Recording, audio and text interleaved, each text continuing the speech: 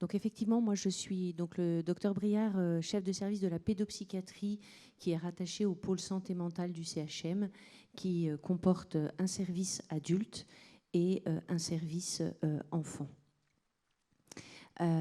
Donc aujourd'hui, je suis en charge de vous parler de l'aube de la psyché et de l'importance affective des 1000 jours. Et effectivement, tout le monde est d'accord pour dire qu'il y a d'énormes changements corporels, Soumette vient d'en parler, mais aussi c'est une période où il y a un énorme développement psychomoteur de l'enfant qui acquiert la marche, le langage, pour certains la propreté sur cette période-là. Mais ce qu'on le sait moins, c'est que le concept des 1000 jours n'est pas qu'une fenêtre biologique. C'est aussi les fondements, le temps de la fondation narcissique de l'enfant. C'est là que se joue la rencontre entre l'héritage parental, l'imaginaire parental et l'altérité réelle.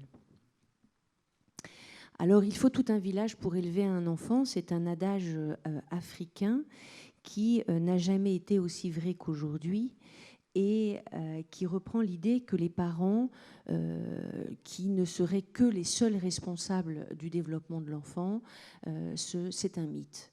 Et que pour se développer, pour que l'être humain s'épanouisse, il a besoin d'un écosystème complet qui prend en charge la famille élargie, les lieux de socialisation, les systèmes de santé, les voisins, etc. Et qui sont en synergie vitale pour le développement de l'enfant. Et on ne parle pas donc seulement de croissance physique, mais bien de la construction des fondations de toute une vie. Ce qui se joue à ce moment-là n'enferme pas l'enfant, hein, comme a dit Soumette, parfois on peut récupérer, mais en tout cas va poser des fondations essentielles pour sa sécurité affective, sa régulation émotionnelle, la confiance en soi et en l'autre. Alors, un mot cependant, mais je vais passer très vite puisque Soumette l'a abordé, sur l'aspect plus organique de cette construction identitaire, donc sur le chantier cérébral et la création neuronale.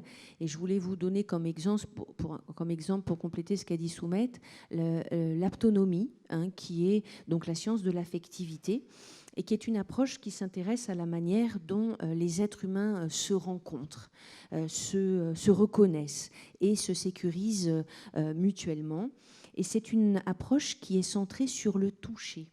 Le toucher pendant la grossesse, donc pas n'importe quel toucher, c'est un toucher intentionnel qui va permettre aux parents de rentrer déjà en contact avec leur bébé et qui va donner ce qu'on appelle les bébés aptos, et qui sont des bébés qui sont beaucoup plus toniques, pour lesquels, par exemple, on n'a pas besoin de tenir la tête à la naissance, et qui deviennent des enfants extrêmement réactifs, qui ont besoin d'être très nourris. Donc, ils ne sont pas passifs face à l'environnement et sollicitent beaucoup leur entourage. Donc, sur cette période de plasticité cérébrale, le cerveau se construit à travers les expériences émotionnelles. Et pareil, je passe vite sur l'épigénétique, puisque Soumette vous en a parlé, mais je compléterai juste sur le fait que cette expression ou pas des gènes par l'influence de l'environnement est réversible, ce qui est la bonne nouvelle quand même, et que donc si on change effectivement les stimulations du bébé, on va aussi pouvoir infléchir ces mauvaises expressions. Et donc un environnement sécurisant active les gènes du bon développement. Alors, ce qu'on peut retenir dans cette introduction, c'est que le bébé n'est pas seulement un être biologique, mais un être relationnel. Et il est programmé pour interagir dès la naissance. Il va chercher une relation, hein, il va chercher le sein de sa mère, mais aussi il va reconnaître sa voix, les regards, les émotions. Et il va être d'emblée pris dans un système émotionnel. Alors, pour rentrer dans le vif du sujet, je vais dire la mère à chaque fois, mais il faut l'entendre vraiment comme étant la figure de soin, la figure d'attachement, qui peut être le père, qui peut être aussi quelqu'un d'autre que les parents, hein, un grand-parent, une tante, etc. Donc, mais dans la littérature, on dit toujours la mère, mais c'est la mère avec un grand M, hein, c'est-à-dire le représentant des soins. Alors, dans un premier temps, on va voir qu'est-ce qui se passe pendant cette période de gestation psychique et tout le travail qui se fait entre enfants imaginaires et enfants réels. Pour revenir sur l'enfant imaginaire, tout parent toute personne qui va devenir parent se construit un enfant idéal sans forcément en avoir conscience. Et cet enfant imaginaire va être le support des projections, des désirs narcissiques et des réparations des parents. Il est l'enfant parfait qui vient combler les manques. Donc l'enfant imaginaire, c'est celui sur lequel se focalisent les attentes, les espoirs, mais aussi les angoisses des parents. Et donc, bien sûr, l'enfant réel ne va pas correspondre complètement à cet enfant fantasmé. Mais cet enfant imaginaire, il a d'autres rôles. Il a aussi un rôle protecteur, parce que c'est celui qui va permettre aux parents de se projeter sur cette future parentalité et va les préparer à devenir parents. Et donc, il y a toute un désir d'enfant qui va s'inscrire dans une construction consciente qui va être influencée par les idéaux sociaux, mais aussi familiaux. Et il va constituer un investissement psychique orienté vers un projet de vie et qui va reposer sur cette rencontre entre un enfant qui est à la fois étranger, puisqu'il est façonné par l'imaginaire, et en même temps un enfant familier qui va être porteur des caractères biologiques et historiques transmis par ses parents. Et donc on voit bien qu'il y a toute une transmission générationnelle qui va conférer à l'enfant une identité familiale, communautaire et individuelle. Donc il est à la fois il représente à la fois la fonction collective de reproduction d'une société, mais aussi la fonction individuelle de transmission de l'histoire personnelle et familiale. Il y a un autre phénomène qui se passe pendant cette période de gestation qu'on appelle la transparence psychique, qui est un concept qui a été développé par Bidlowski, qui était psychanalyste et psychiatre, et qui décrit la grossesse comme un moment d'un état psychique particulier, un état de susceptibilité ou de transparence psychique où des fragments de l'inconscient viennent à la conscience. C'est-à-dire, qu'est-ce qui se passe ? C'est que d'un seul coup, il va y avoir comme une levée des résistances. Il y a des choses qu'on oublie dans notre vie.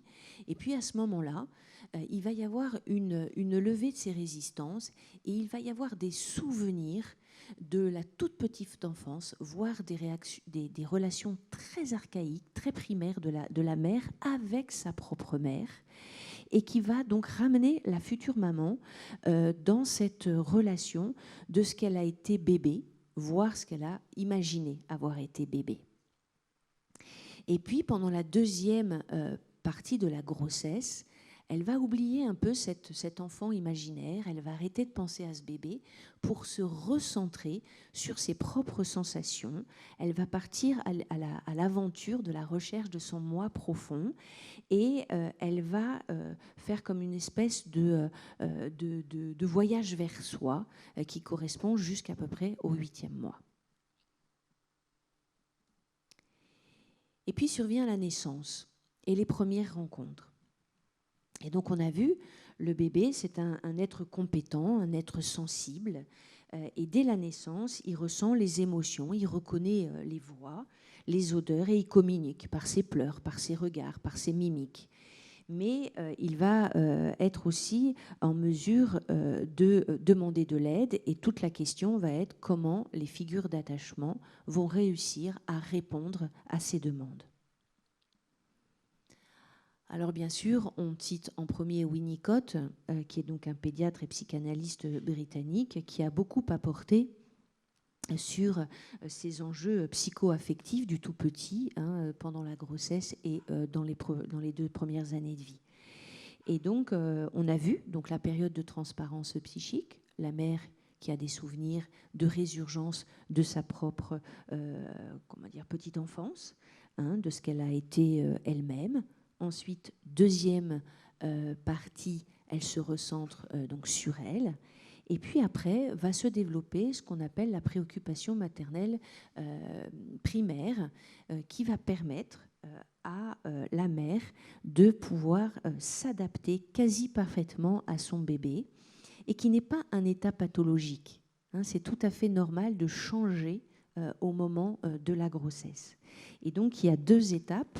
Il y a la période donc, prénatale, qu'on vient de voir, et puis la période postnatale, où après la naissance et pendant les quelques semaines qui vont suivre la naissance, l'attention psychique de la mère va complètement se focaliser sur ce bébé nouveau-né et avec lequel elle est en relation justement grâce aux traces mnésiques enfouies en elle de comment elle a été elle-même accompagnée dans ses premiers mois de vie.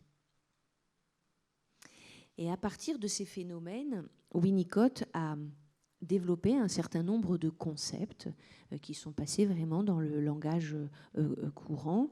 Le holding, qui est le portage et qui désigne l'ensemble des soins qu'on va donner à cet enfant et de la capacité parentale à contenir les angoisses, à la fois sur le plan physique, comment on va bercer, porter, mais aussi sur le plan psychique, comment on va réussir à penser les émotions de son bébé. Et il a développé en parallèle le handling, qui est une dimension beaucoup plus pratique, beaucoup plus active que le holding, et qui correspond vraiment aux soins qu'on prodigue à l'enfant, parce qu'on ne fait pas que laver un enfant, on ne fait pas que lui donner un biberon, on va lui parler à ce moment-là, on va éventuellement lui chanter une chanson, et on va lui prêter aussi des intentions, et il y a tout un échange émotionnel, affectif, lors de ces temps de soins. Et donc ce handling va permettre au bébé de se constituer une enveloppe, une peau, qui va lui permettre de construire ses assises identitaires. Il a développé la notion aussi d'objet transitionnel qui, en termes de psychologie, permet à une personne, le plus souvent donc un enfant, de projeter ses émotions sur autre chose que sur lui-même. Et cet objet transitionnel, il va permettre de supporter l'absence de la figure d'attachement du parent, mais aussi de rendre possible cette séparation. Donc souvent, ça peut être un doudou, c'est ce qu'on connaît le plus. Parfois, d'autres enfants prennent un châle avec l'odeur de leur mère, etc. Et puis, il y a le concept de mère suffisamment bonne. C'est une mère qui, pendant les premiers mois, va s'identifier étroitement à son enfant et va s'adapter à ses besoins.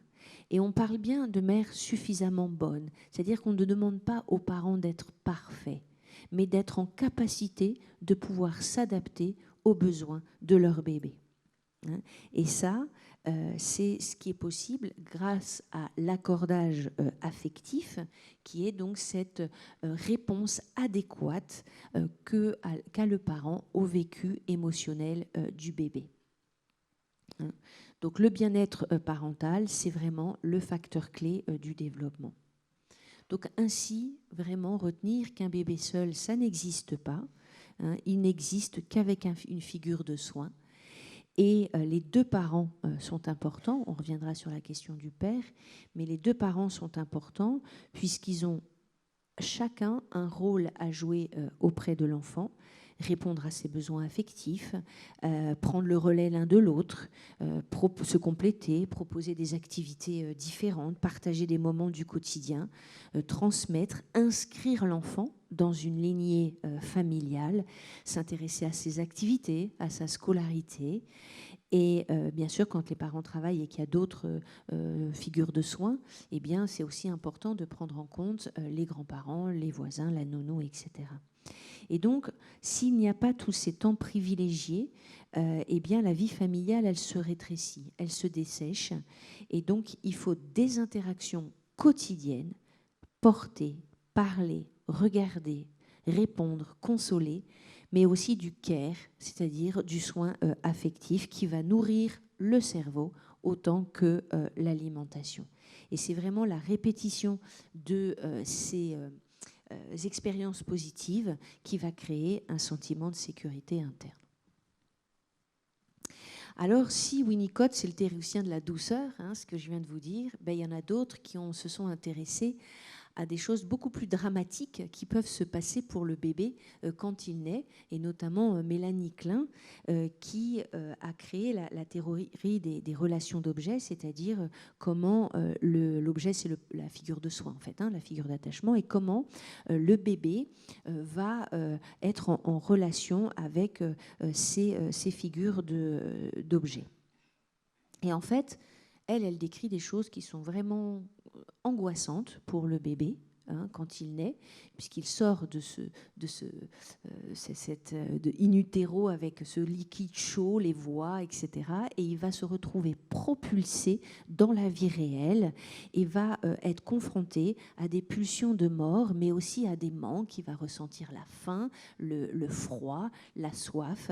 Et donc, pour faire face à tous ces mécanismes, il va essayer de cliver le bon et le mauvais. Par exemple, il va penser qu'il y a le bon sein, celui qui lui apporte l'alimentation, et puis il y a le mauvais sein, celui qui ne lui apporte pas ce dont il a besoin. Et donc, vers 6 mois, il va évoluer vers une position plus dépressive parce qu'il va se rendre compte que ce mauvais et ce bon sein, c'est la même personne. Et que du coup, il va avoir des mouvements d'amour, mais aussi de haine vis-à-vis de cet objet qui lui apporte en même temps réconfort et qui en même temps est source de manque. Et donc, ça va déclencher du coup des sentiments de culpabilité, de se dire qu'il peut ressentir de la haine vis-à-vis de son parent, mais aussi donc du remords et un désir de réparation. Donc il peut y avoir comme ça des mouvements extrêmement violents aussi du côté du bébé. Et autre concept que tout le monde utilise maintenant, c'est le concept de Bowlby sur l'indispensable attachement de l'enfant avec ses parents. Et lui, il s'est basé sur ses propres travaux qu'il a fait sur des enfants qui ont été séparés de leurs parents et qui ont permis de montrer l'importance d'une relation parentale stable pour garantir la sécurité et le développement de l'enfant. Mais aussi, il s'est intéressé aux délinquants et sur toutes les personnalités qu'il appelle dépourvues de tendresse, où il a vu l'indifférence et l'insensibilité qui avaient émaillé leur petite enfance. Et puis ces travaux ont été concomitants de l'éthologie, c'est-à-dire la psychologie animale, et il s'est beaucoup basé de l'expérience d'Arlo et de ses singes, donc il a fait des espèces de fausses poupées, en fil de fer, et d'autres qui étaient habillées avec de la mousse et qui étaient donc plus douces. Eh bien, il s'est rendu compte que systématiquement, les bébés singes préféraient les poupées habillées, mais que s'ils avaient faim et que c'était le fil de fer qui tenait le biberon, ils allaient quand même se nourrir, mais revenaient dès qu'ils s'étaient nourris vers le bébé habillé. Et donc, Arlo a conclu que la nécessité de se nourrir n'est pas la motivation principale de l'attachement des bébés singes, mais ils ont avant tout besoin d'un contact confortable pour retrouver un comportement proche de la normale. Et c'est à partir de là que Bowlby a décrit l'attachement comme étant un besoin social primaire, au même titre que l'alimentation, que le sommeil, et inné d'entrer en relation avec autrui, et que cette fonction d'attachement, elle a une fonction adaptative et de protection du bébé. Et donc, le bébé, il a plein de comportements instinctifs, hein, s'accrocher, sucer, pleurer, sourire, et qui vont être utilisés au profit de l'attachement pour pouvoir rentrer en contact avec sa figure. Hein. Et après 7 mois à peu près, il y a le choix d'une figure d'attachement qui va s'établir, et l'apparition du coup d'angoisse d'abandon vers 8 mois quand sa figure d'attachement n'est plus là. Et donc, après, bon, ça, je ne vais pas rentrer dans les détails, mais il y a Mary Ainsworth qui est allée plus loin et qui a décrit 4 types d'attachements, hein, qui résultent de cette rencontre entre l'enfant et ses parents, et notamment, donc, si on a un attachement sécurisant, quand le parent n'est pas là et qu'on le retrouve, ben, on est tout à fait joyeux et on reprend la relation là où on l'avait laissée. Mais il y a des enfants qui vont avoir des types d'attachements insécures ou anxieux, où d'un seul coup, quand le parent ne sera plus là et qu'ils vont le retrouver, ils vont pas aller vers lui, ils vont pas le regarder, ils vont bouder comme s'ils en voulaient à leurs parents. Hein. Et le pire, c'est le désorganisé, hein, qui est un bébé qui, en retrouvant ses parents, va avoir des comportements complètement inadaptés et qui va provoquer, donc ça va provoquer des réactions incohérentes. Et ça a été décrit chez les enfants victimes de maltraitance ou témoins de violence, que l'on nous envoie, nous, parfois, comme étant des diagnostics de troubles du spectre autistique ou d'hyperactivité, hein, le terme à la mode, mais qui est vraiment, en fait, une réaction à l'attachement que cet enfant a à son parent. Hein. Donc, vous voyez bien que les stress intenses, chroniques, perturbe le développement émotionnel et peut entraîner des comportements pathologiques. Et donc, ce qu'il faut retenir, parce qu'il y a des parents qui ne veulent pas que leur enfant vive des stress, ce n'est pas l'absence de stress qui protège l'enfant, mais la présence d'un adulte soutenant. Voilà. Et puis pour... Déjà Bon, donc je vais passer sur ça, mais aussi, donc Piaget, c'est qu'il y a toute une importance de l'affectivité sur l'intelligence. Alors, les aléas psychologiques des 1000 premiers jours, c'est le choc de la rencontre entre l'enfant réel et ses parents. Avec il a son tempérament, il a ses limites, ses fragilités, en tout cas des particularités, des besoins spécifiques. Et donc, il va y avoir un écart entre cet enfant imaginé et l'enfant réel. Il est normal, il est universel. Mais ce décalage entre les attentes parentales et l'enfant tel qu'il est, peut provoquer des sentiments de déception. Hein. Et donc, il y a nécessité de tout un travail de deuil de l'enfant idéal, mais aussi deuil du parent idéal. Et ce deuil, il est souvent silencieux, peu reconnu socialement et parfois source de honte ou de culpabilité. Et s'il est trop brutal ou non accompagné, il va fragiliser ce lien parent-enfant. Et donc, la santé affective, vous voyez bien, dépend de la capacité des parents à faire le deuil de l'enfant imaginaire pour accueillir cet enfant réel. Et donc, il peut y avoir un effondrement parental. Hein. J'insiste sur le fait que dans nos sociétés, il y a une très forte pression sociétale sur le fait que devenir mère, devenir père, ça ne peut être que bonheur et épanouissement. Hein. Mais il y a environ 12% des femmes qui disent que ce n'est pas le cas. Et donc, du coup, il est très difficile pour une mère de pouvoir dire et oser se confier. Et donc, il peut y avoir des effondrements parentaux, hein, c'est-à-dire des sentiments de sidération, de perte de repères, une incapacité à investir l'enfant, et qui peut apparaître à la naissance si les parents sont submergés par les exigences, le stress, l'isolement. Hein. Et ils ne parviennent plus à répondre de manière adéquate aux besoins de leur enfant. Et qu'est-ce que ça entraîne ? Soit un bébé qui va mal, hein, donc qui va somatiser, hein, souvent une détresse, des vomissements, des troubles de l'oralité, la dépression du nouveau-né, voire une anorexie. Mais ça peut être aussi une mère qui s'écroule, hein, avec un retrait relationnel, un hyper-contrôle, voire une dépression du postpartum ou une psychose puerpérale qui peut aller jusqu'à l'infanticide. Et puis, les conséquences pour la dyade, c'est des difficultés d'attachement.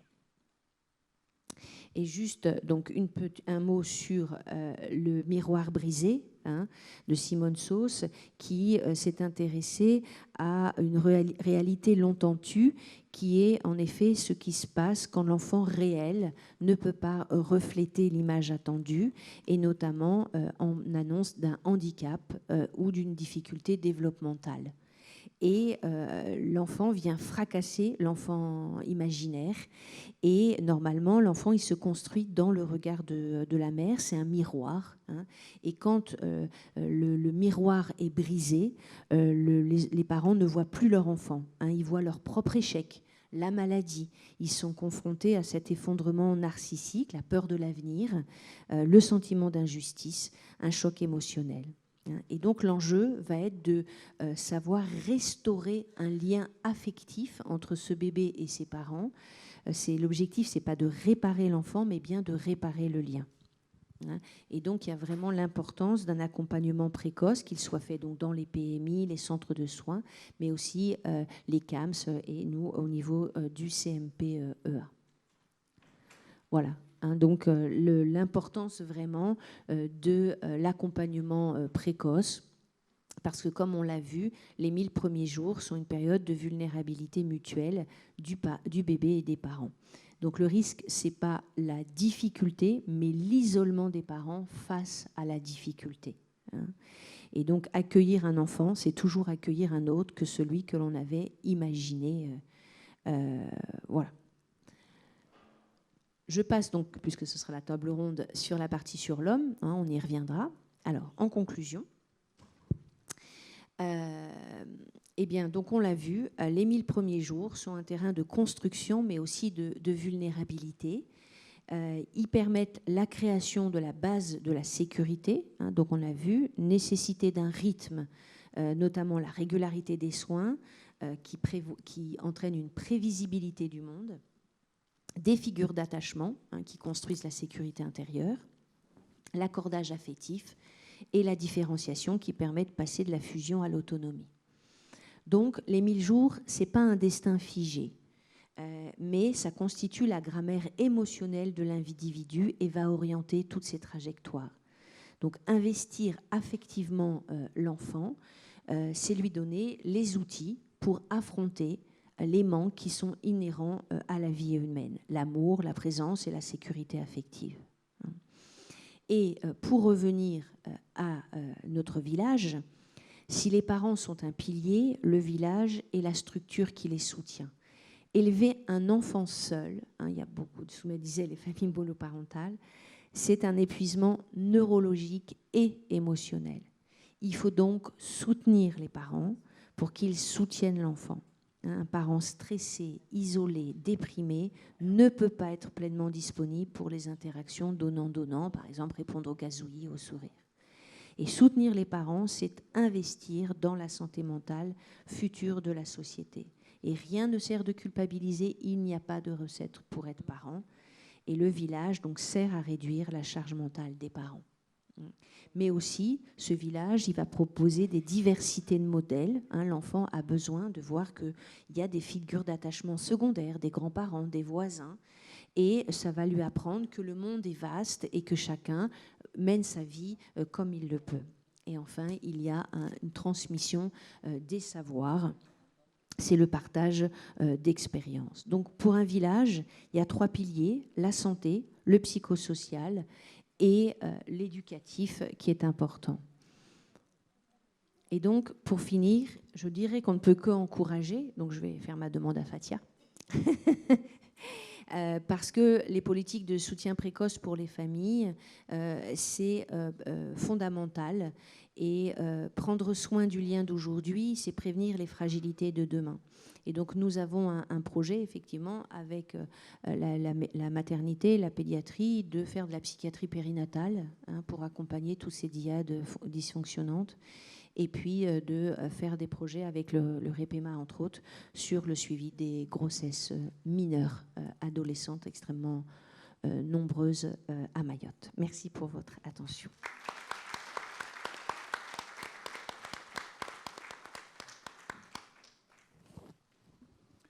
Merci Merci, Dr Briard. Nous allons vous garder avec nous encore pour la table ronde. Bonjour à tous. Alors moi, c'est Laïlati. Je suis cadre de santé à la direction maternelle infantile. Ma collègue n'a pas eu le temps de se présenter tout à l'heure. Malika, elle est conseillère conjugale à la PMI. Donc nous, à la PMI, les 1000 premiers jours, on fait tous les jours. Elle l'a dit Fatia tout à l'heure, puisqu'on récupère les enfants dès la sortie de la maternité jusqu'à l'âge de 6 ans. Donc on y est complètement dedans. On est dans la parentalité tous les jours. On est dans le développement de l'enfant dès la naissance jusqu'à ses 6 ans.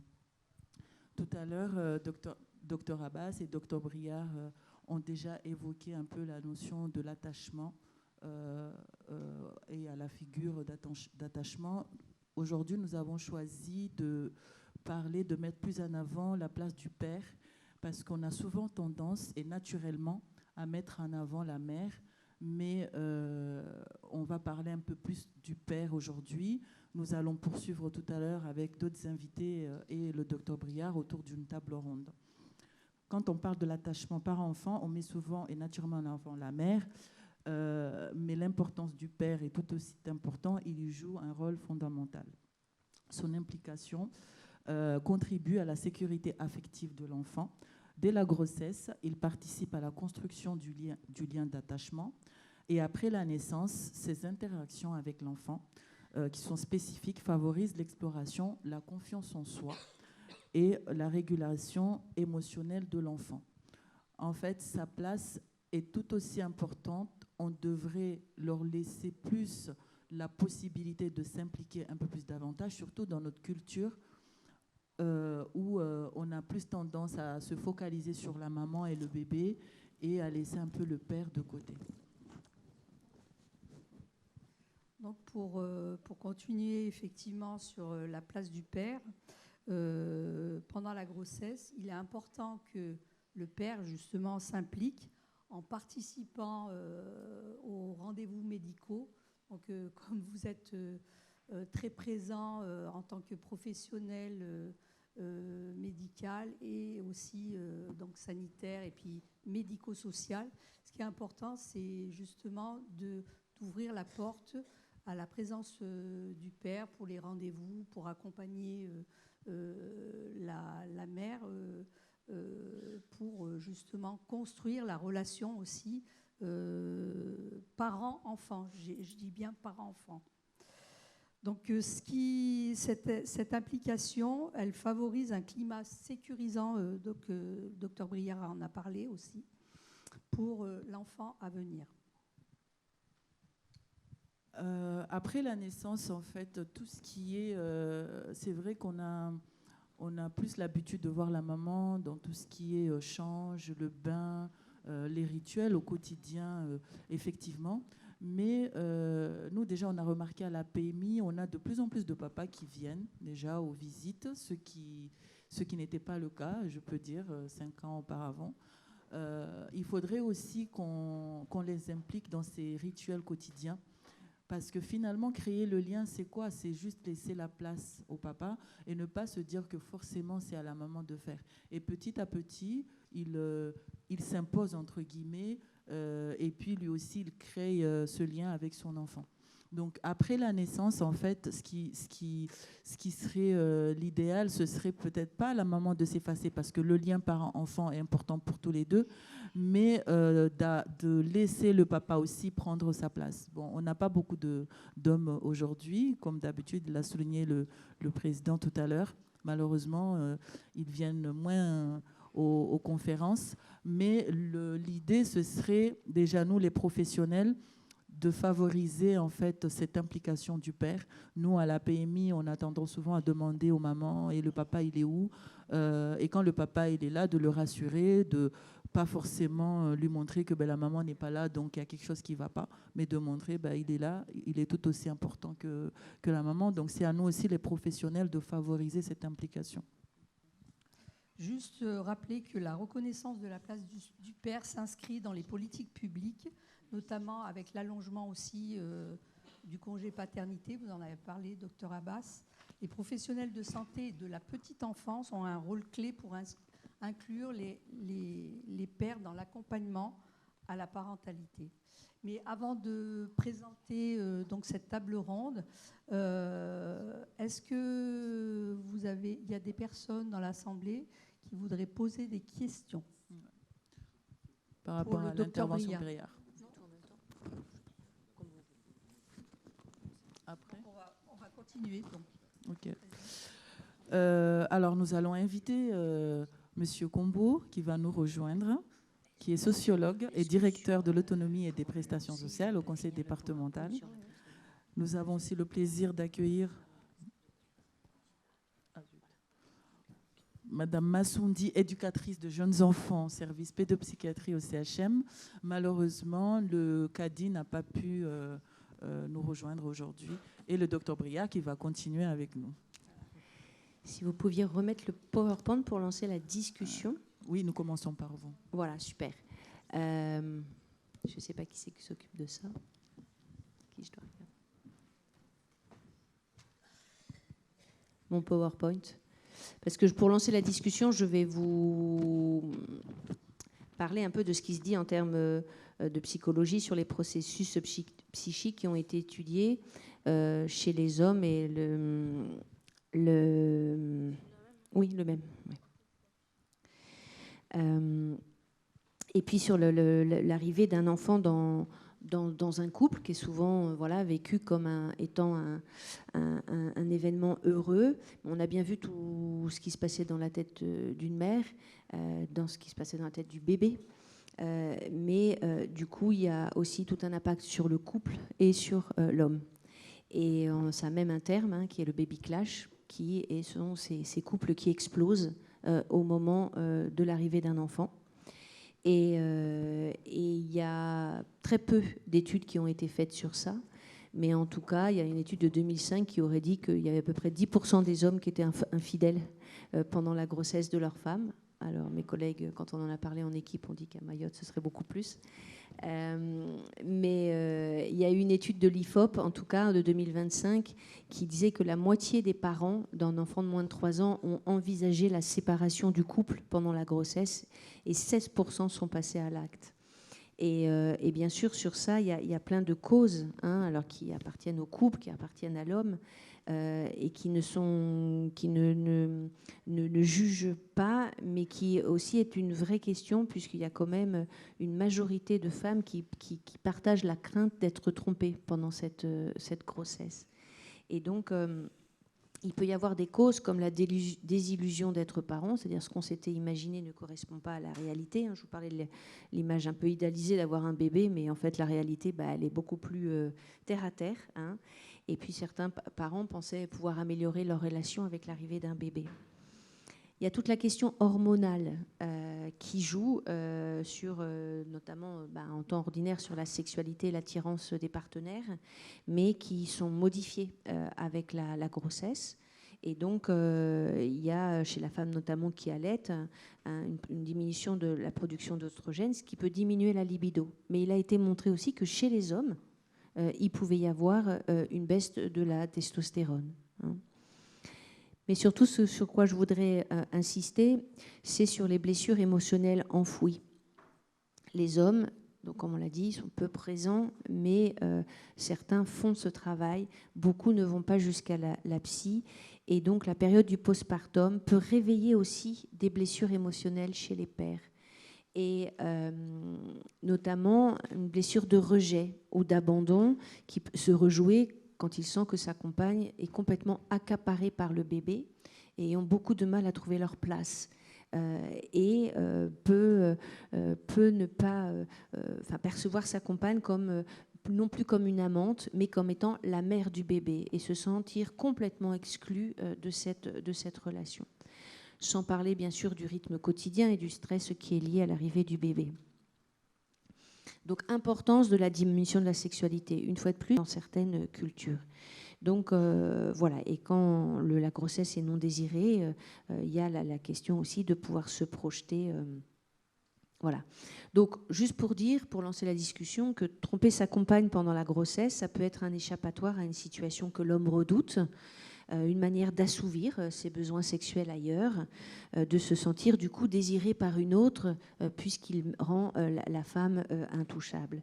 Et donc, effectivement, tout ce qui est la séduction qui fait le lien du couple va laisser place à des problématiques de futurs parents et avec un stress présent et une diminution de la sexualité.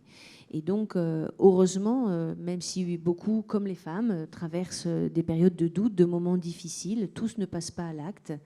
Mais lorsqu'ils le font et que leur compagne s'en aperçoit, eh bien, ça donne une toute autre tonalité à la joie et à l'accueil de ce bébé.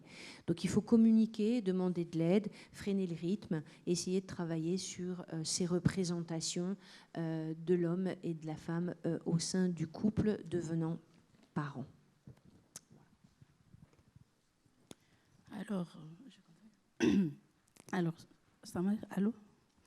C'est Massondi Kala, éducatrice de jeunes enfants au centre hospitalier de Mayotte, service de pédopsychiatrie. Du coup, moi, je vais parler de la place du père à Mayotte. Donc, à Mayotte, l'enfant occupe une place de responsabilité dès son plus jeune âge. En effet, les jeunes garçons doivent devenir des chefs de famille. De plus, dans la société mahoraise, l'homme est valorisé et honoré dès l'enfance, ce qui contribue à renforcer une position d'autorité et de décision à l'âge adulte. Certaines pratiques éducatives traduisent cette différenciation dès la petite enfance. Les garçons sont parfois allaités plus longtemps et encouragés à s'asseoir plus tard que les filles afin de les préparer à devenir des hommes forts physiquement et mentalement capables d'assumer leurs futures responsabilités. L'éducation tourne alors vers la transmission et plus particulièrement la force de travail qui est mise en avant, notamment pour devenir des bons pêcheurs, cultivateurs ou autres. Ils bénéficient également de plus de liberté que les filles et sont peu sollicités pour les tâches domestiques. Ainsi, les responsabilités de l'homme et de la femme ont longtemps été clairement distinctes et les rôles parentaux étaient différenciés. Les hommes se voient attribuer un rôle de protecteur, notamment envers leurs sœurs. Traditionnellement, ils ne doivent pas se marier avant leurs sœurs, car ils doivent participer à la construction de la maison de celle-ci ou les aider financièrement. Les jeunes filles, quant à elles, doivent devenir des femmes capables de tenir une maison, élever des enfants et participer à l'organisation du projet familial. Elles occupent une place centrale dans l'éducation quotidienne des enfants, notamment dans la gestion du foyer, la transmission des valeurs et l'accompagnement affectif et éducatif. Elles sont souvent considérées comme le pilier de la vie familiale. Toujours dans ce cadre traditionnel, le père est avant tout perçu comme celui qui rapporte de l'argent au foyer, détient la décision finale concernant les grandes orientations familiales et qui remet le cadre éducatif quand celui-ci dépasse la mère. En cas de séparation, les situations sont très variables. Certains pères continuent à s'impliquer activement dans la vie de leurs enfants, tant sur le plan matériel qu'affectif. D'autres, en revanche, se désengagent partiellement ou totalement.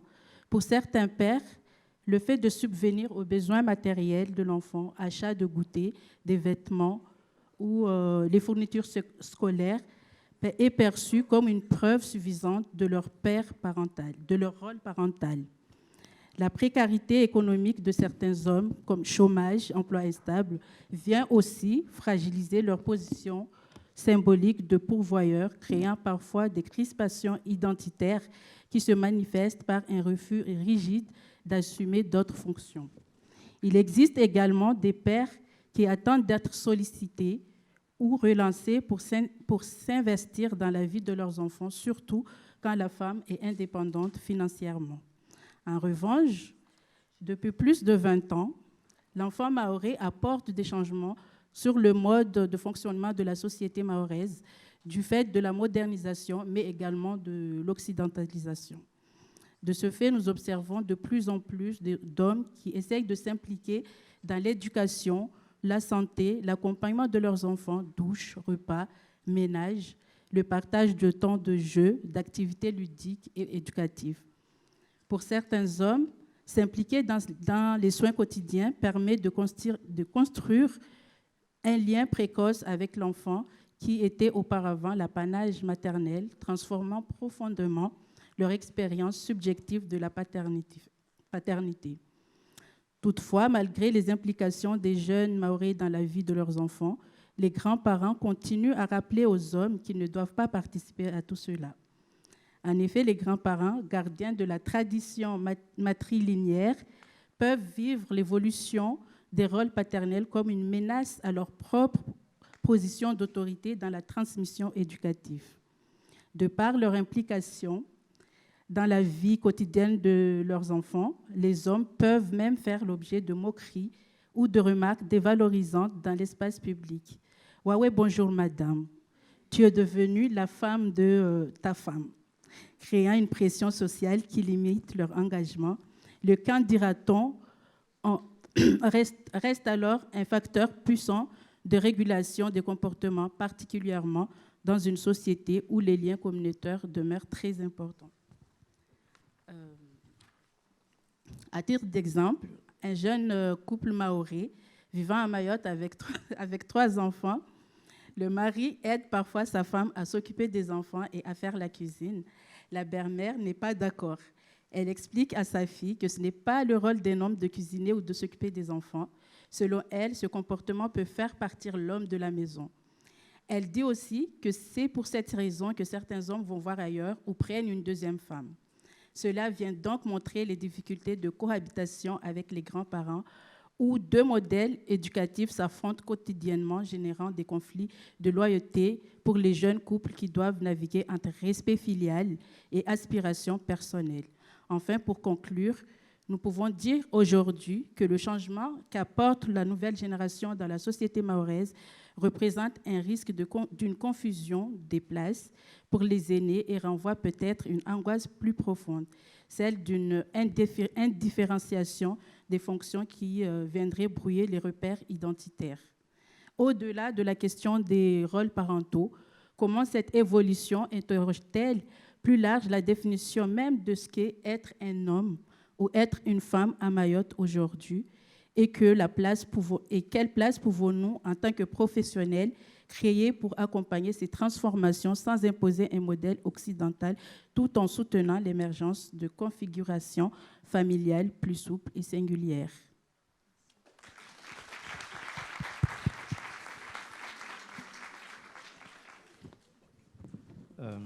Alors, bonjour. Donc, moi, je suis Kombo Abdallah Kombo. On me demande tout le temps de faire sociologue, donc comme je suis gentil, je le fais. Donc, du coup, ça a été dit un petit peu par rapport à cette question du père maoré, mais je pense que pour contextualiser, il est important de pouvoir poser les choses dès maintenant pour dire qu'effectivement, le père maoré d'aujourd'hui, c'est pas le père de c'est pas mon père, ni le père de mon père. Donc aujourd'hui, ce père maoré, il est dans cette phase de positionnement tradition-modernité. Donc ça, il faut qu'on se mette d'accord là-dessus. Donc effectivement, les choses évoluent sur notre territoire. Alors, donc, Ibrahim Sabahdine, qui est le premier sociologue de Mayotte, l'ancien président du conseil départemental, dans ses recherches, il disait que l'homme maoré, en tout cas l'homme maoré marié, il a dit cette belle phrase, c'est un invité de luxe dans la maison de la femme. Donc déjà, ça montre beaucoup de choses. Donc ça nous rappelle l'héritage africain bantou, qui est notre société matrilinéaire, et qui s'inscrit dans cette matrilocalité qui est encore un des ciments de notre société. La matrilocalité, c'est quoi? C'est le fait que les hommes vont épouser les femmes en majorité dans leur village natal. Et ça a un poids, ça a une importance, et ça joue sur la psychologie de l'homme.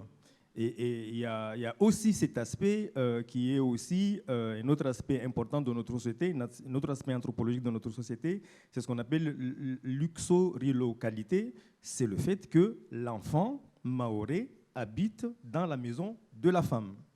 Donc tout ça, ça joue, ça a un enjeu parce que ça détermine pas mal de choses. Après, on peut en débattre. Hein. Donc, du coup, c'est ce qui peut donner différentes figures de ce père. Après, aujourd'hui, quelque chose qui s'observe, après, je vous lance ça comme ça, après, vous en ferez ce que vous voulez, mais après, on peut en débattre. C'est que le père maoré est avant tout un géniteur, qui fait des enfants. Déjà, voilà. Donc, voilà. Donc, il fait, voilà. Donc, du coup... Après, on peut aller plus loin. On peut même dire que c'est un généreux donateur de sperme. Après, voilà, on peut en discuter des conséquences, mais on va aller au-delà. La dernière conférence qu'il y avait eu ici sur la maternité, les 40 jours, les femmes, comment on appelle, les sages-femmes du CHM, ils se posent la question que souvent on ne voit pas les pères là-bas, tout ça. Donc quand on est un généreux donateur du sperme, on ne fait que ça. Donc du coup, il ne faut pas demander non plus grand-chose. Voilà, donc du coup, mais ça, à la limite, on peut l'évacuer, on peut en discuter tout à l'heure. Maintenant, revenons sur des choses beaucoup plus terre-à-terre, positives. Donc du coup, ce père, le père maoré, il a aussi sa place. Comme ça a été dit par Dr Abbas, par Madame, il symbolise la figure du protecteur. Donc, du coup, il joue aussi un rôle, il accompagne l'enfant à naître ou naît dans les différents rites de passage. Notamment, il participe, lui-même, c'est lui qui mobilise. Vous savez, quand une femme mahoraise est enceinte, encore aujourd'hui, il y a la prière du 7e mois, qui détermine pas mal de choses pour la protection future de l'enfant et de tout le monde. Donc, du coup, c'est le père qui mobilise les fondis pour pouvoir faire cette fameuse prière de grossesse du 7e mois. C'est le père qui intronise, qui fait l'intronisation de la religion musulmane, en sachant que la religion à Mayotte, il y a un aspect héréditaire, c'est-à-dire on est musulman à Mayotte, mais il n'empêche que lorsque l'enfant naît, c'est le père qui lui fait cette signification, c'est-à-dire en faisant l'appel à la prière, le muaddin. Donc il le fait à la... Voilà. Et donc du coup, ça c'est un aspect déterminant parce que c'est le père qui est encore la garantie de la transmission de la religion musulmane. C'est lui aussi qui assure l'enterrement du placenta, qui fait que l'enfant est né dans un village et il s'identifie dans un village. Et ça, c'est une responsabilité qui revient au père. Et ensuite, toutes les autres mesures de protection, que certaines personnes encore le font, nous, on a hérité de ça, il y en a qui ne le font plus, mais en tout cas, c'est les pères qui continuent encore à faire ça. C'est-à-dire que quand un enfant naît, il y a les mesures de protection qui sont liées à la protection selon le Nyora, l'étoile de l'enfant, c'est-à-dire Irizi et tout ce qui va avec. C'est le père qui va voir les fondus pour pouvoir dire « Mon enfant est né aujourd'hui à minuit, il a quel Nyora, est-ce qu'il a un bon destin ?» Tout ça, en général, ça revient dans la responsabilité du père. Donner un nom et un prénom, en tout cas, donner un prénom, ça se négocie avec la mère. Donner un prénom, ça se négocie avec la mère, mais faire l'héritage du nom. Si moi, je donne mon nom à mon enfant, c'est qu'il a une identité, je l'accepte. Si je suis qu'un donneur de sperme, l'enfant prend le nom du grand-père de la mère. Donc, du coup, voilà, et ça a toutes ses conséquences. C'est pour ça que j'avais posé ça dès le départ. Et puis, pour si il déclare l'enfant à la mairie, la prise en charge, il assure la prise en charge financière, les différents soins. Et il y a aussi un autre travail qui est fait par les parents, par la famille, le lignage du père, c'est qu'on a besoin que quelqu'un de ma famille vienne confirmer c'est bien mon enfant. Donc, et ça peut créer des conflits, ça peut dire, voilà, il peut y avoir des choses, mais en tous les cas, une fois qu'un enfant est né, la famille du père, ils viennent pour pouvoir dire, selon les signes, pas de la génétique, hein, C'est le signe visible. Actuellement, on confirme que c'est un de nôtres ou il n'est pas de nôtre. Et à ce moment-là, le père qui n'est pas le père ou qui est le vraiment père, il s'implique ou pas. Donc du coup, ça a des conséquences. Donc du coup, les 1000 jours, les histoires de 1000 jours, si on dit à la personne, c'est pas de nous. Est-ce que vous croyez vraiment que ce père-là, il va s'impliquer? Donc il peut y avoir des conséquences. Sauf s'il est bonjour madame, je ne sais pas, mais voilà. Donc du coup, ça, c'est aussi quelque chose d'important. Donc du coup, le père et la famille du père confirment le fait que c'est bien de nôtre et qu'il appartient à nous. Et donc du coup, on poursuit son rôle et puis tout le reste. Donc réaliser le père. Ce père, il réalise les premiers rites de passage, donc du coup, le piercing pour les filles, ils achètent les bijoux, l'or de préférence, la première coupe de cheveux, la circoncision pour les garçons. Donc tout ça, c'est dans la responsabilité du père, donc il joue son rôle. Alors maintenant, aujourd'hui, le père, il participe aussi aux activités modernes, c'est-à-dire qu'il projette, il y a un projet, un enfant, et donc il y a une projection, il y a une forme de nucléarisation du couple. Donc du coup, aujourd'hui, on a des couples maorais qui s'aiment, qui montrent leur amour et qui investissent un projet de futur pour l'enfant. Donc, du coup, il y a toutes les activités actuelles, modernes, la recherche d'une crèche, parce que le couple travaille. J'ai échangé encore hier avec un ami qui me disait qu'aujourd'hui, le père participe activement à l'éducation de son enfant, notamment au niveau scolaire, donc l'école privée. Donc, il me disait que les gens de sa génération qui sont dans son village, la majorité ne mettent pas leurs enfants dans l'école publique, ils les mettent dans le privé. Et quand on met son enfant dans l'école privée, à la crèche ou dans l'école privée à partir de 2 ans, c'est qu'il y a une participation financière. Et même si la famille travaille, ça veut dire qu'il y a quand même une participation financière de couple et une stratégie de trouver la bonne école publique. De plus en plus de relations, de complicité, notamment père-fille. Apparemment, c'est qui peut rendre jalouses les femmes. Donc, du coup, voilà. Donc, du coup, il y a plein de choses comme ça. On voit aujourd'hui les hommes qui sont dans les centres commerciaux pour les achats de fournitures scolaires. On voit des pères à la rentrée scolaire qui sont fiers, qui amènent leurs enfants. En cas de séparation, l'égalité alternée, c'est-à-dire de plus en plus, quand je vous disais de l'invité de luxe dans la famille de la femme, ces hommes qui sont dans cette posture de l'invité de luxe dans la maison de la femme, lorsque ce monsieur il part, il ne revient plus, il s'en occupe plus.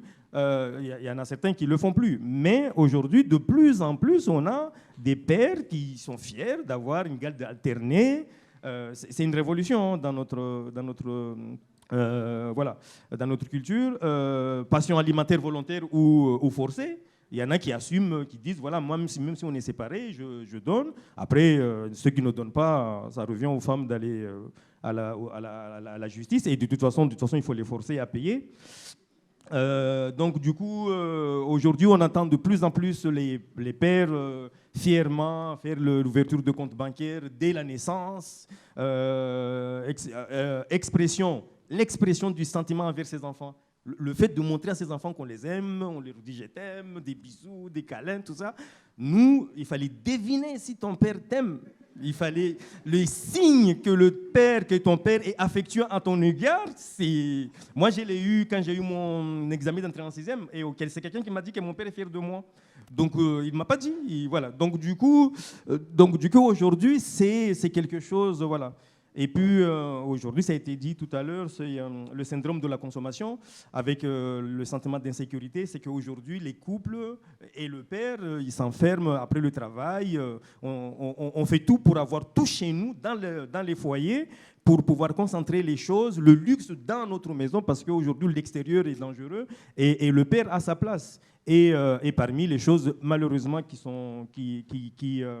comment on appelle, qui fait aussi qu'il y a aussi des risques, c'est les écrans. Donc du coup, aujourd'hui, nos enfants, on les bourre d'écrans, d'ordinateurs, de téléphones dès l'âge de la maternelle, voire plus. Voilà, donc du coup, c'est énorme cette surconsommation.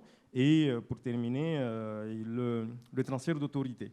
De plus en plus, on entend de couples où on dit, parfois même le papa, il est tellement gentil, mignon, câlin avec ses enfants, que c'est la mère qui maintenant qui fait l'autorité. Alors que c'est quelque chose, voilà, avant on nous disait, tu vas voir quand ton père va arriver. Donc du coup, là aujourd'hui, c'est la maman qui fait, voilà, et donc le père gentil avec ses enfants. Donc du coup, il y a aussi tous ces aspects qui, voilà, donc du coup, des équilibres et qui montrent qu'il y a un changement et qu'il y a ce travail. Donc aujourd'hui, il faut intégrer le fait que les pères mahorais, il y a un changement, mais quand il est que donneur de sperme, il ne faut pas demander grand-chose. Voilà.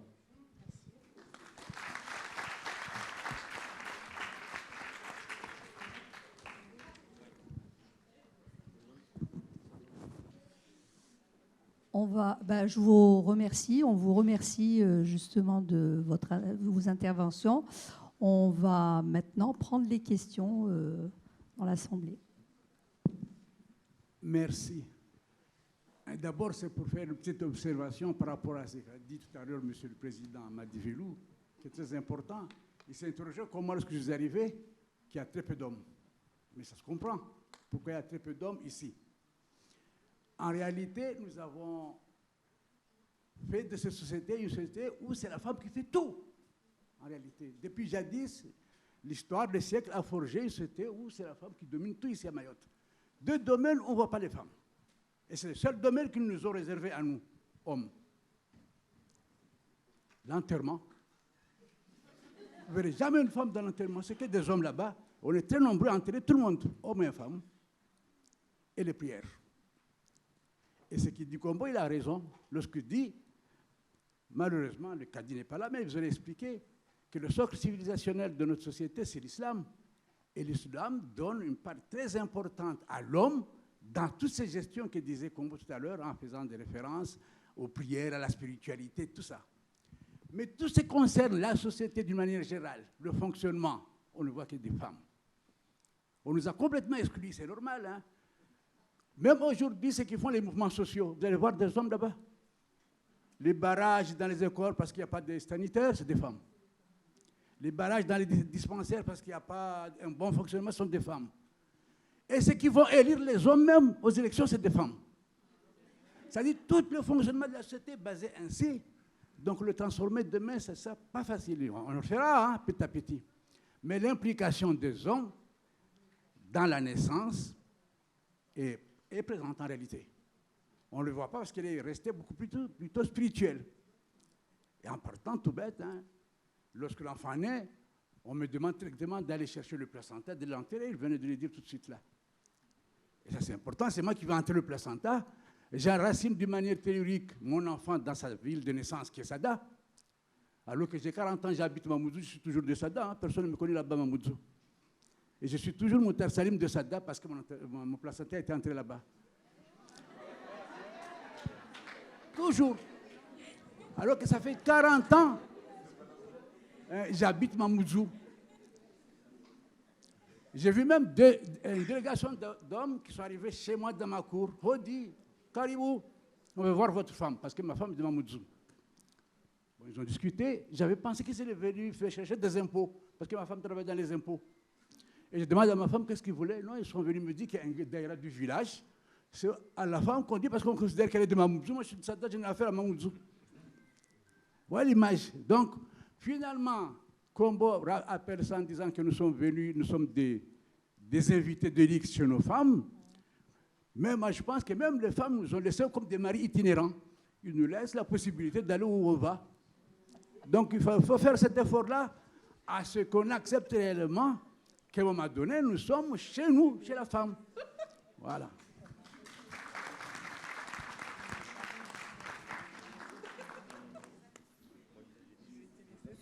Merci. Sincèrement, Combo, votre chance, il n'y a pas beaucoup d'hommes dans cette salle. Vous avez eu beaucoup de chance. Hein? Vous venez dans une salle, il n'y a que des femmes. Je voudrais bien, blague à part, ce même discours qu'on tienne avec beaucoup plus d'hommes, au fait. Beaucoup plus d'hommes. Notre société est très compliquée. Des fois, je trouve qu'on fait des raccourcis tellement compliqués qu'on a tendance à oublier les racines. Nous avons hérité des pratiques. Soit nous nous battons pour changer et là, ramener l'égalité, parce que nous sommes dans la République, et la République nous a enseigné un certain nombre de choses. Imaginez qu'on n'a pas été dans la République, ça aurait été peut-être encore pire. Cette part de responsabilité, ça s'apprend avec le temps, avec les générations, et ça s'explique des fois. Des fois, c'est incompréhensible, ça c'est sûr. Moi, je reviens toujours à ce que je dis à notre président, docteur, comment on peut faire pour que ce débat puisse être vraiment un débat sociétal, qui puisse toucher le maximum de personnes dans nos quartiers, dans nos villages. Parce que c'est la réalité aujourd'hui, qu'on le veuille ou non, c'est aussi une réalité mahoraise. Dans cette réalité mahoraise, il y a une minorité qui s'implique. Malheureusement, il y a une grande majorité qui ne s'implique pas. Souvent, dans mes réunions, je dis aux parents, notamment aux femmes qui viennent, qu'est-ce qui vous empêche de porter plainte et de réclamer des droits pour que vos enfants puissent vivre dignement? Et je prends comme exemple souvent, j'en paye depuis 20 ans. La femme n'en voulait pas. Et là, c'est bizarre, hein? Cette femme n'en voulait pas de ma contribution financière parce qu'il y a séparation. Ça aussi, ça doit questionner. Pourquoi la femme n'en veut pas? J'impose, je veux voir le juge. Madame la juge qui rigole, qui dit, mais ce n'est pas possible. On vous dit d'économiser, vous refusez. Aujourd'hui, ma fille a 22 ans, elle est infirmière. Je crois avoir contribué, que je sois là sur les 10 dernières années ou pas, mais je crois avoir contribué. Je reviens encore toujours sur l'histoire. Notre grand frère Zouki a dit des choses, ça fait rigoler, mais mesdames, Samahan, vous nous dites clairement que cette maison a été construite par votre famille, on n'est pas chez vous, chez nous. Ah, Kondrozahika. Eh Baba, vous n'êtes pas chez vous ici, je vous rappelle. Hein? Vous êtes locataire, c'est ce que vous avez dit, un invité de luxe. Maintenant, on nous dit, nous sommes des locataires. Oui, c'est le terme dans les quartiers, si vous ne savez pas, madame. Rentrez un peu. Et on a un locataire chez Intel. Donc, c'est un travail, encore une fois, il faut qu'on accepte dans les deux sens, qu'on regarde notre histoire, qu'on accepte que nous avons hérité des pratiques et qu'aujourd'hui, la nouvelle génération, parce que nous sommes dans la République, nous avons voyagé, nous voyons, nous souhaitons, et pour le bien de l'enfant, nous devons accepter de voir aussi cette réalité et en débattre ensemble et trouver ensemble des solutions. Oui, pour l'homme, des fois, ce n'est pas tout le temps, ça dépend des secteurs, il est mis en difficulté par ses pairs qui vont se moquer de lui. S'il est fragile psychologiquement, il se retire. La belle famille, dans les deux sens, peut mettre en difficulté aussi l'homme, encore une fois. Ça va être mes sœurs, ça va être ma mère. Là, tout à l'heure, qu'on va parler ou madame va parler de la belle-mère. Même, ça peut être même ma mère hein, et mes sœurs hein, qui refusent de voir mon implication. Donc, ils vont tout faire pour me dissuader et m'amener jusqu'à ce que je me retire du couple. Imaginez pour les hommes fragiles la pression qu'ils ont. Donc, nous avons tous, à mon sens, une part de responsabilité et nous devons toutes et tous accepter d'en débattre et de trouver ensemble des solutions. Si on se renvoie la balle, ça va être compliqué parce qu'il y a des hommes qui se cachent derrière leurs responsabilités volontairement. Volontairement. Le terme géniteur, oui, il n'est pas trop fort, mais face à des hommes, on va tous crier « Scandale, Combo !» Mais c'est une réalité, c'est vrai. Donc je m'arrêterai là, marhaba.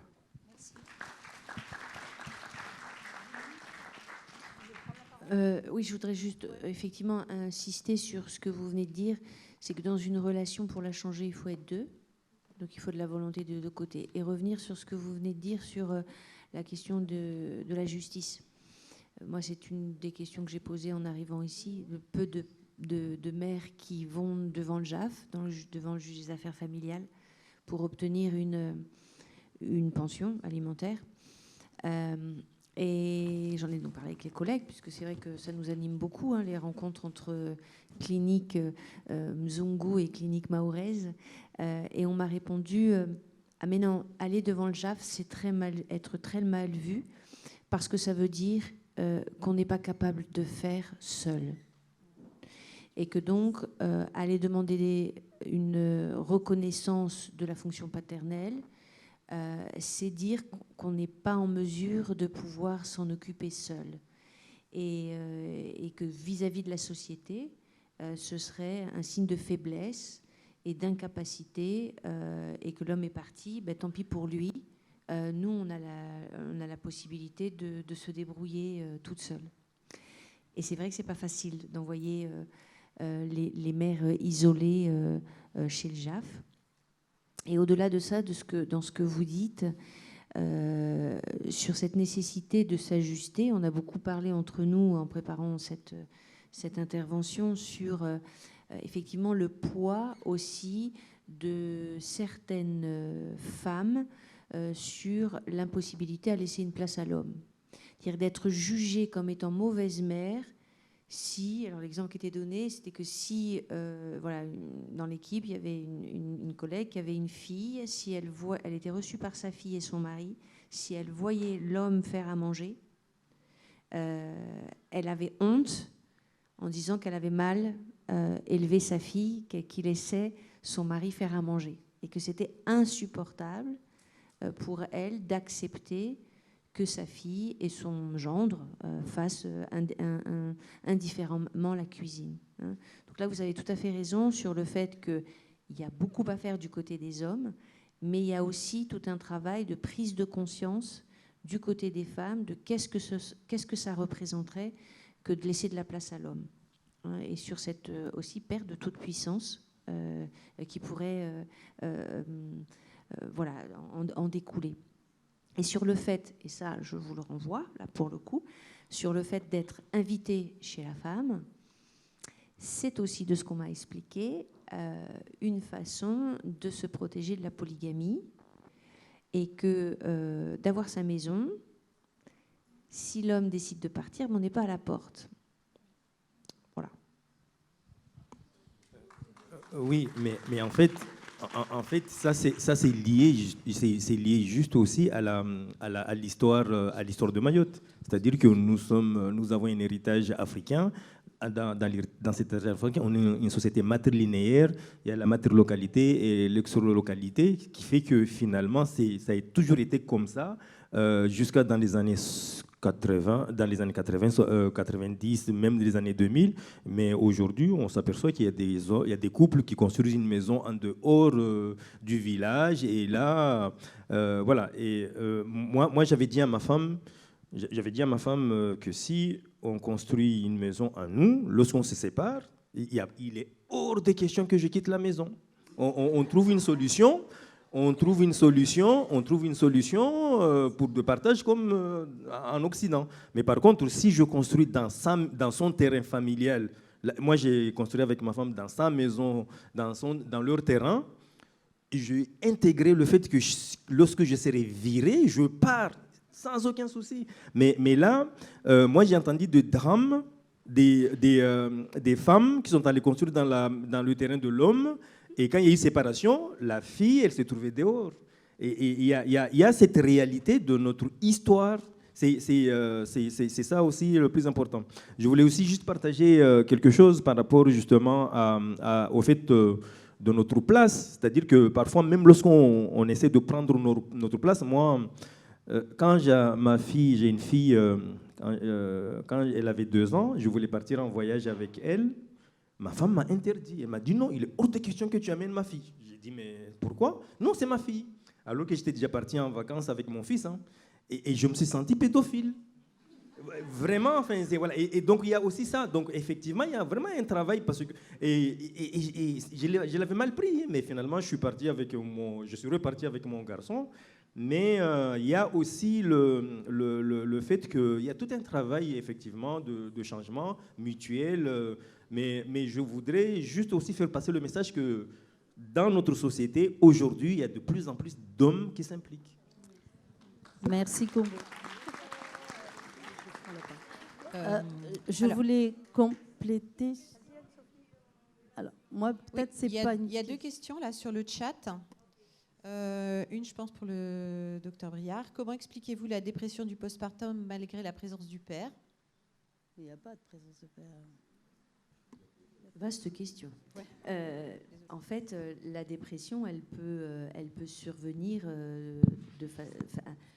la définition de la dépression, c'est faire un deuil. Le deuil, il peut être conscient comme il peut être inconscient. C'est-à-dire qu'on a bien vu, dans tout ce que j'ai montré, de ce qui se passe même avant la conception, et ce que vient réveiller le fait de tomber enceinte. Et donc, au niveau inconscient, il y a, quand je disais, avec la transparence psychique, il y a tout ce qui remonte de comment on a été bébé. Il peut y avoir à ce moment-là des résurgences émotionnelles qui sont parfois positives, parfois négatives, sur le fait que, en devenant mère, on règle aussi un certain nombre de choses avec notre enfant en nous. Voilà. Et la dépression, parfois, elle ne s'explique pas. On ne sait pas pourquoi on est déprimé. Et ce sont des mécanismes inconscients qui se passent et qui font que finalement, dans ce moment de vulnérabilité, se réveillent des choses tout à fait profondes, archaïques, que l'on ne maîtrise pas et qui nous submergent. Et devenir mère peut être un vrai deuil, d'être par exemple, de ne plus être l'enfant de sa mère ou de son père, etc. Donc c'est très complexe, il n'y a pas une réponse, mais il y a tout un travail d'accompagnement de cette vulnérabilité à ce moment-là, parce que ça peut avoir des impacts très importants, comme je le disais, sur l'enfant, sur la mère et sur la dyade, voire la triade, dans l'accompagnement parental. Ok, merci. Et la deuxième question, c'est comment favoriser l'implication des pères lorsqu'ils sont présents en néonatologie avec la maman, mais restent en retrait de la chambre, et quand on leur propose des soins, ils répondent fréquemment que ce sera la maman qui fera les soins, alors que l'équipe essaye d'impliquer les papas. Moi, je peux... Du coup, je prends la parole, comme ça, j'enchaîne. Je prends la parole. Nazli, je suis psychologue au CHM. Comment favoriser la place du père? C'est, Leïla l'a dit tout à l'heure, c'est accompagner ce père. Aujourd'hui, nous voyons bien que c'est la mère qui est en avant dans les soins, c'est la mère qui va spontanément dans les soins.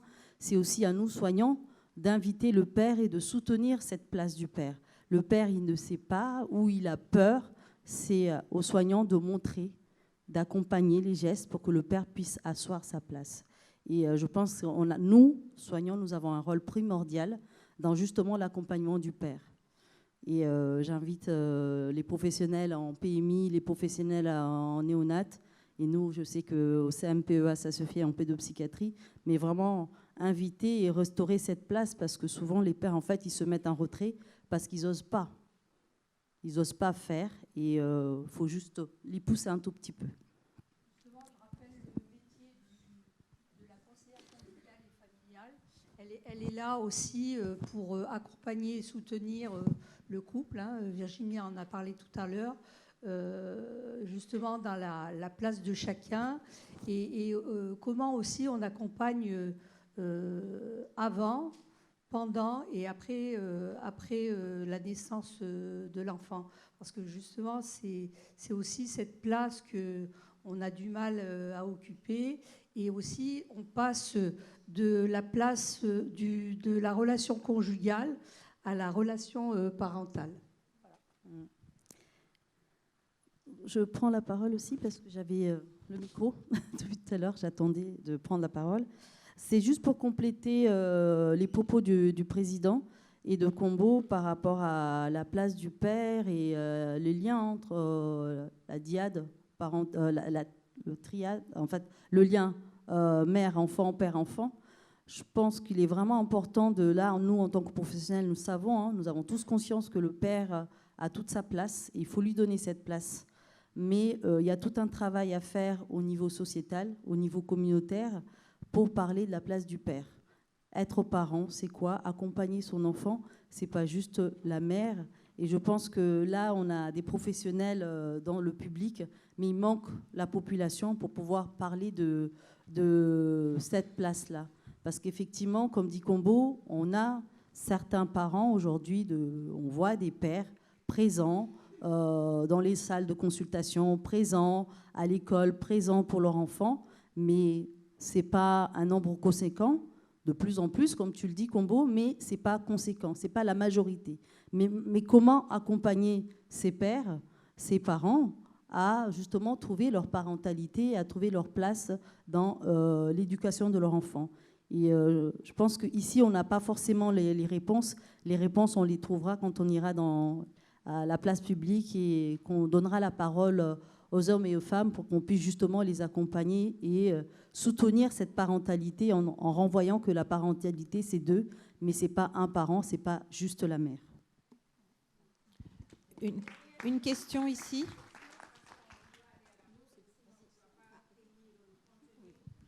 Shamsia.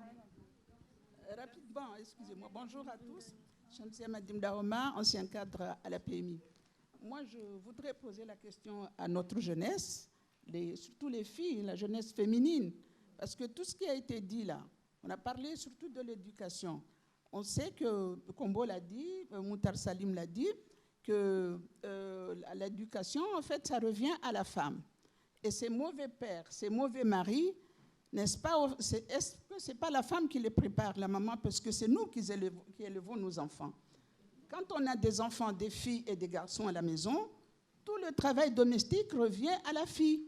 Si les filles ne l'en font pas, si on ne lave pas les habits de nos frères, si on ne repasse pas leurs habits, si on ne fait pas leur lit, si on ne leur prépare pas à manger, c'est grave. Et les garçons, ils sont là, c'est vraiment des rois. Ça devient quand même difficile à l'âge adulte que le personnel de la santé aille dire à quelqu'un « il faut que tu viennes aux consultations de ta femme ». C'est quand même un couple. Ces hommes et ces maris, il faut qu'on les prépare à la maison. C'est la maman, c'est nous qui créons cette situation, nous les femmes. Franchement, ce n'est pas pour déculpabiliser les hommes, mais reconnaissons aussi notre tort. Merci.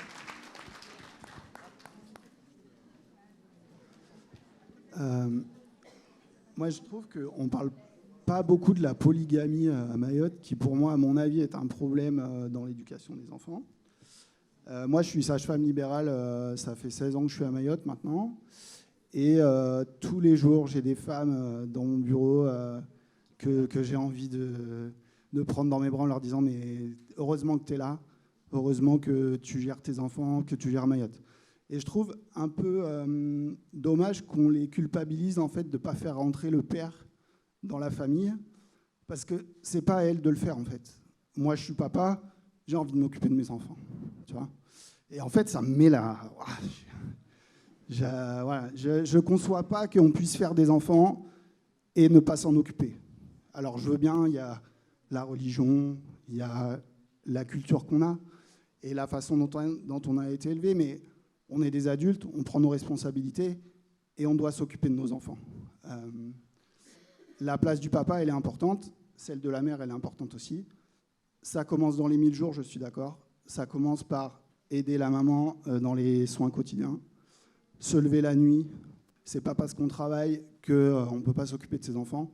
Moi, tout le temps, les dames, elles me disent « Ouais, Étienne, mon mari travaille, il ne peut pas se lever la nuit, moi je suis crevé, j'en peux plus. » Je dis « Mais en fait, moi aussi, je travaillais quand ma femme a eu des enfants. Et ben, j'assumais, la nuit, je me levais et puis j'allais bosser le matin. C'est pas... On est tous pareils. Et ça dure finalement les 2-3 premières années où l'enfant, c'est un peu dur et après, tout roule. Mais en fait, le couple, c'est une équipe. Et cette équipe, elle fonctionne à deux pour s'occuper de l'enfant. Voilà, c'est ce que je voulais dire. Après, j'ai une autre question. est-ce que quand on est marié cadialement, quand il y a une rupture de ce mariage, est-ce qu'il y a des lois cadiales ou sociétales qui font que la femme, elle est protégée ? Par exemple, est-ce qu'on est obligé de lui donner une pension ou pas ? Je pense que non, mais voilà. J'aimerais bien savoir comment ça se passe en cas de rupture d'un mariage cadial. Alors, moi, je ne suis pas spécialiste de la religion. Je pense que M. Moutar Salim est plus calé pour moi que moi par rapport à ça.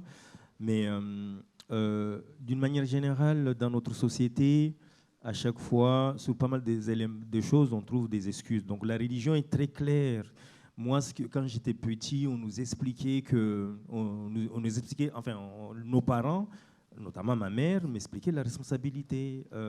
Et on nous disait, ou au Shoni, on nous expliquait ce qu'est la responsabilité du père.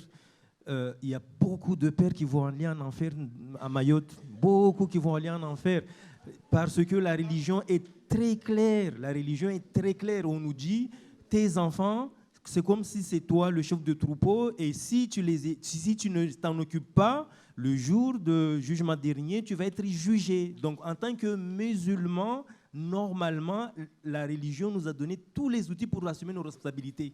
Mais on ne le fait pas.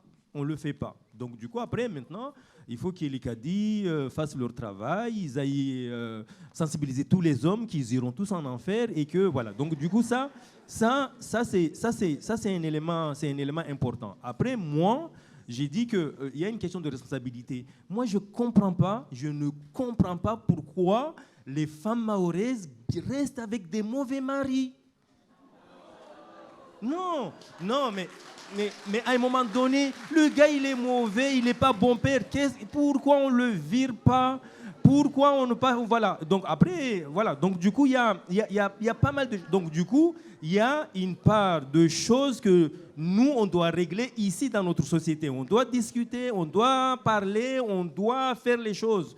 Mais moi, voilà. Donc la question de la polygamie, c'est la même chose. Les hommes mahorais, ils sont ce qu'ils sont.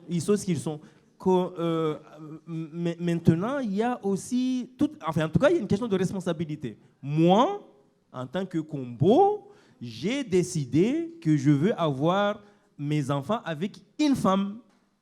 C'est un choix. Il y a des gens qui font ce choix. Donc, du coup, le reste, moi, je n'arrive pas à expliquer.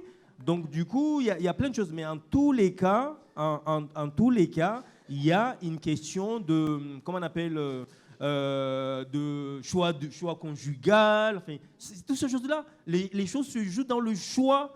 Lorsque moi, je vais choisir quelqu'un qui a déjà un mari, qu'est-ce que j'entends, qu'est-ce que je veux de plus? Donc, du coup, il y a plein de choses. Après, maintenant, il y a la question de la pression sociétale, de la pression de la religion, du poids du village, de la famille. Tous ces aspects-là, c'est des choses qu'il faut qu'on prenne en compte. C'est aussi une réalité. Merci, Monsieur Combo. Je peux répondre à Combo. Juste, nous avions bien invité Monsieur le Cadi, mais qui aurait bien pu répondre à votre question. Malheureusement, il n'a pas pu se rendre. Désolé. Oui, je voudrais juste dire un petit mot, peut-être de synthèse. On parlait de pression sociétale. Moi qui ai vécu les années 60, j'allais dire, et les changements des années 60, si on revient au niveau de la société et des lois sociales, en particulier sur la métropole et en France, la place de la femme dans cette société, elle a beaucoup évolué. Et si on remonte un petit peu dans le temps, le vote des femmes, le droit des femmes à travailler, le droit des femmes à conduire une voiture, le droit des femmes par rapport aux enfants, à leur responsabilité au sein du couple, tout ça a changé dans les années 60, entre 60 et 80, après-guerre en tout cas. Mais à chaque fois, on est arrivé à avoir des lois qui changeaient parce que la société elle-même avait changé. La loi n'était que l'application du changement des mentalités. Donc on était, j'allais dire, dans le sens de l'histoire. On arrive à Mayotte avec des lois métropolitaines au moment où cette conscience sociétale, elle anticipe l'application de la loi. On arrive avec la loi avant même le changement des mentalités. Et donc, effectivement, on a un choc entre les choses. Alors, il y a l'application de la loi. Il va falloir effectivement faire de l'éducation, de présenter ce que nous, j'allais dire, notre époque à nous, moi j'ai connu, mon père, c'était pas la même éducation ni la même prise en charge des enfants.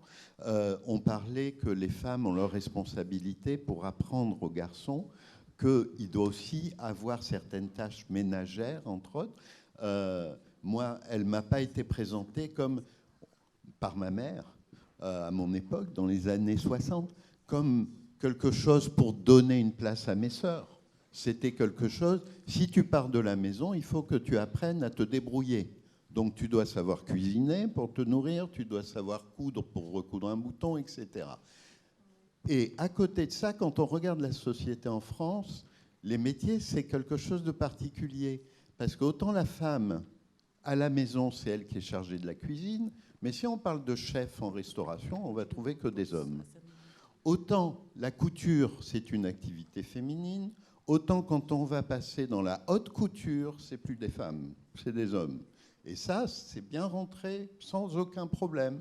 Ils sont pas mal considérés et leurs époux sont pas mal considérés parce qu'ils ont des métiers, entre parenthèses, féminins. Donc, j'allais dire, on est à Mayotte. Les consciences et les habitudes, je les vois évoluer dans l'avenir. À nous d'anticiper les choses. La maison des 1000 jours, le débat qu'on a aujourd'hui sont des débats qui prouvent bien que c'est quelque chose qui est en ébullition. Et après, je pense que petit à petit, ça va les gens vont s'accaparer les choses et la société va évoluer. Mais on vous demande de faire en quelques années ce que, en métropole, on a mis 2 générations à le faire. Voilà, juste pour dire ça. Nous allons prendre une dernière intervention, monsieur. Je vais dire 2 points, c'est tout. C'est que le ramadan va arriver bientôt. Interdit aux hommes de divorcer. Voilà. Au contraire, il faut vous me remarier. Donc, voilà un exemple. La religion, comment elle protège la famille. C'est-à-dire, interdit de divorcer une femme pendant le ramadan. Madame, le docteur disait tout à l'heure, parlait de la gestation. Il est strictement interdit encore de quitter une femme pendant la gestation. Vous attendez jusqu'à ce que votre femme accouche, même quel que soit le problème, et vous allez divorcer plus tard. Mais il est strictement interdit pendant les 9 mois de grossesse que vous divorcez votre femme. Voilà, c'est un peu des exemples comme ça que je cite, qui ont lien avec la religion. Et enfin, un autre qui est culturel, et que les femmes, vous le faites, le maternage du mourant. On nous exclut systématiquement. Il y a un mourant qui est là. On a envie d'entourer notre famille ou notre parent qui va mourir. Les femmes du foyer vont dire hey, vous les hommes dehors, laissez-nous faire, c'est nous qui savons faire les massages. Donc on est obligé de respecter. Mais il faut comprendre que nous aussi, on peut aussi faire le maternage du mourant. Voilà. D'accord, merci. Oui. Oui. Ok, on va prendre une dernière intervention parce qu'on a dépassé. Voilà. 2 interventions. C'est très intéressant, c'est passionnant, mais il faut une petite pause parce qu'il y a d'autres qui veulent aller aux toilettes. Ok, d'accord. Aussi. Merci, madame. Très bien. Vu qu'il y a plus d'hommes que de femmes ici, j'aimerais parler au nom des hommes. Il y a quelque chose qu'on a oublié de dire. Quand on parle de la vie de couple à Mayotte, il faut savoir que l'homme redevient célibataire le jour de son mariage. Je m'explique. À Mayotte, en tout cas, le jour après le Mazaraka, l'homme qui essaye de faire des choses chez lui, souvent on va lui dire « laisse, je vais faire à ta place ». Et là, on va déjà l'inciter à aller dehors. Une semaine après, on ne voit plus le couple, mais on voit que l'homme traîner dehors parce que sa femme l'attend à la maison. Donc, sachez que nous aussi, quand on vient chez vous, parce qu'on est des invités de luxe, comme on l'a dit, on vient apprendre avec vous. On devient un bébé. La maison, on habitait dans une chambre, maintenant on a 5 chambres, on a 6 chambres, et on ne se retrouve pas. Et en essayant, si vous, les femmes, vous dites aux hommes, non, c'est bon, laisse, parce que je n'ai pas envie que ta mère vienne, comme on a dit tout à l'heure, c'est là où nous, on se dit, bah, peut-être qu'on n'a pas de place chez nous. C'est pour ça qu'on voit, la plupart du temps, on voit des attroupements des hommes dehors, mais pas de femmes.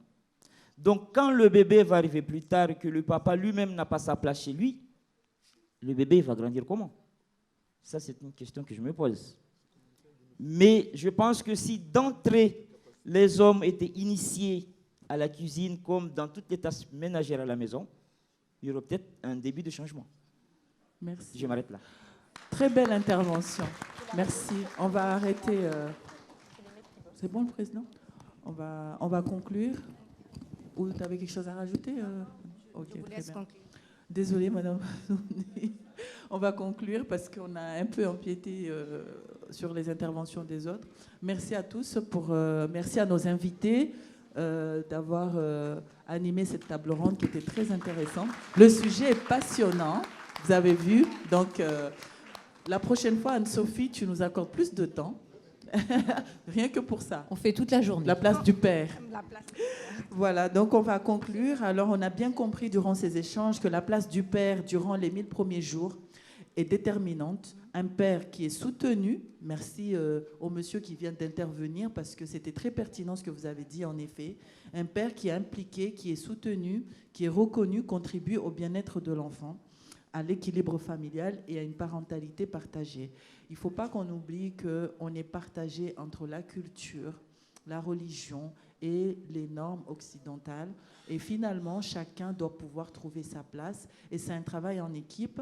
On ne va pas s'éterniser, mais juste pour revenir sur ce que disait Madame Massondi tout à l'heure, je pense qu'il faut travailler sur la notion du couple. Parce que tout à l'heure, vous avez parlé qu'il y a la maman qui est dans la cour, il y a la grand-mère, il y a tout le monde. Mais avant tout, c'est une histoire de couple. Donc, il faut déjà qu'on travaille sur ça. Et savoir que c'est d'abord le papa et la maman, le mari et la femme, et puis les autres, c'est accessoire. Je suis désolée de le dire comme ça, mais en tout cas, moi, je conçois les choses de cette manière. Merci à tous, en tout cas. On vous souhaite une très belle journée.